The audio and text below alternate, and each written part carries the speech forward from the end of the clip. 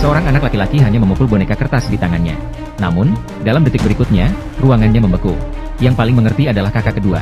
Awalnya, dia ingin menindas adik bodoh yang tidak memiliki kekuatan sihir. Namun, sekarang dia bahkan tidak bisa menggerakkan jarinya.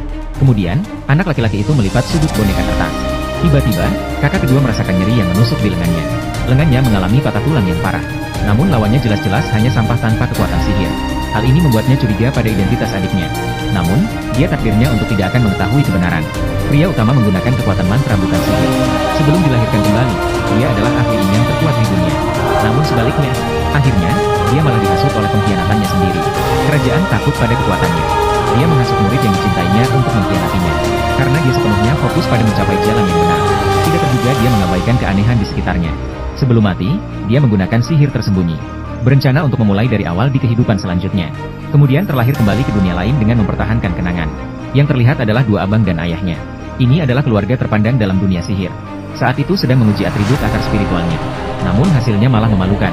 Tidak satupun batu permata di lingkaran sihir menyala. Ini juga berarti meninggalkan atribut. Pria utama bahkan tidak memiliki sedikit pun energi sihir.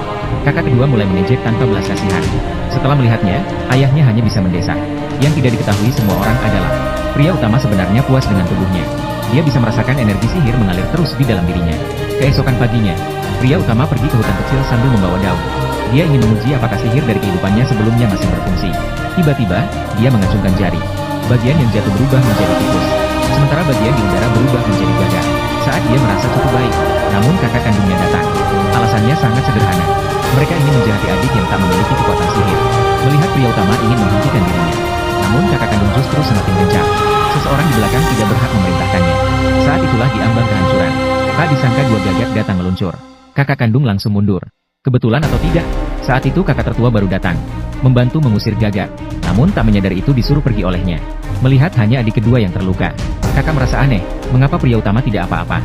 Namun pada akhirnya, sayangnya dia tak bisa menemukan bukti. Meskipun diganggu oleh mereka berdua. Namun langkah pertama pria utama telah selesai. Dengan adanya gagak, mengumpulkan informasi menjadi lebih mudah. Dalam sekejap, pria utama sudah berusia 7 tahun. Karena dia adalah anak haram. Jadi dia bahkan tidak punya pesta ulang tahun yang normal. Tapi kakak kedua memberinya kejutan. Jaket yang seharusnya ada di dalam lemari hilang. Tiba-tiba pintu kamarnya berdering. Pengunjung adalah pelayan rumah tangga, Liu. Dia menemukan mantel pahlawan di pot bunga. Ya, ini pasti milik kakak kedua. Dia hendak berterima kasih kepada Liuan. Tuan rumah datang, melihat mantel di tangannya. Dia mengejek apakah pria itu sedang bermain-main di luar. Tanpa kekuatan sihir, tidak perlu pergi ke kelas tentu lebih baik. Pria itu sama sekali tidak ingin memperdulikannya. Saat itu, ayahnya juga datang. Hari ini adalah hari untuk menguji sihir kakak beradik. Tentu saja ini tidak ada hubungannya dengan pria itu. Namun belum juga melangkah.